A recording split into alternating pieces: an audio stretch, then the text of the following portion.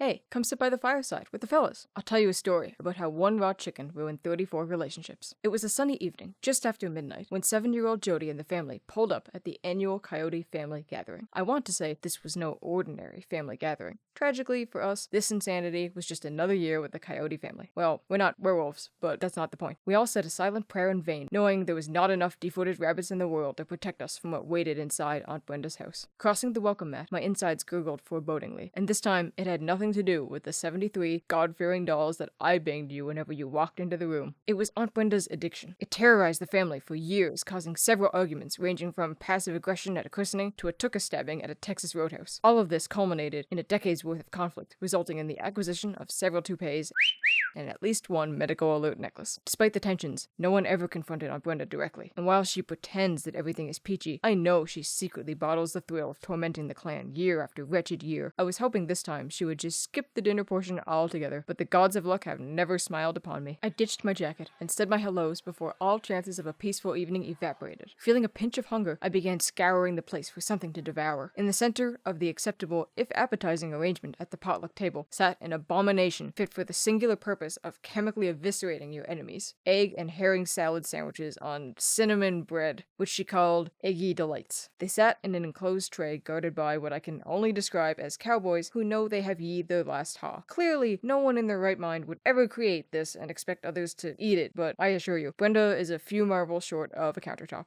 You see, Brenda was a proud chef for over 4 years, and there was a time when we actually trusted her. But at some point, she decided to forge her own path and make an original dish. But if no one ate it, then we were collectively flipping her a pterodactyl-sized bird. The family typically sacrifices one member per year to eat whatever the heck Brenda dumps on the table, and then later hide the rest of it in their car while she traps someone in a conversation in the next room. But this year, the 6 sons of bees voluntold me for the task. I had no real concept of what was happening at the time, but I knew one thing. Beside Brenda's nightmare lies the almighty trifle. Brownie, whipped cream and pudding with extra goodies sprinkled in, presented by Aunt Frida. Ever since Brenda began throwing out dishes like pickle and peanut butter pizza or tuna yogurt casserole, Frida began perfecting desserts to such a standard that it is completely eaten before any main course has ever been started. As the scapegoat of the year, I felt entitled to the biggest portion of the trifle, but as I raced to the table, I was suddenly faced with the gatekeeper to heaven or Hades. Brenda had a sandwich all ready for me, the feigned innocence barely masked by a gleeful schadenfreude. As I eyed the trifle, she casually offered me an eggy delight, but in a foaming-mouthed panic, I stupidly blurted, "No, thank you, I just ate."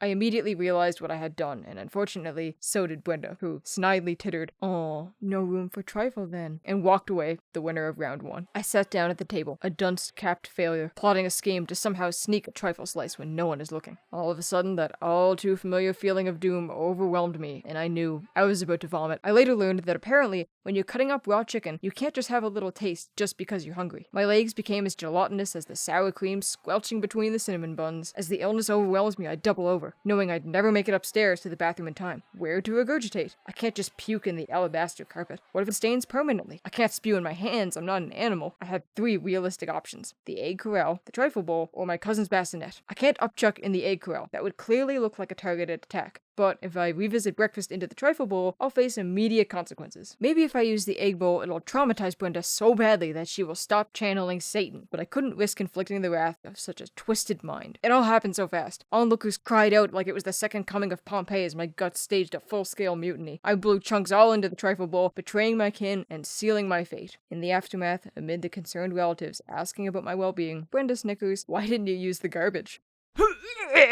It's been 19 years and I haven't been invited back. Well, thanks for watching. Subscribe for more.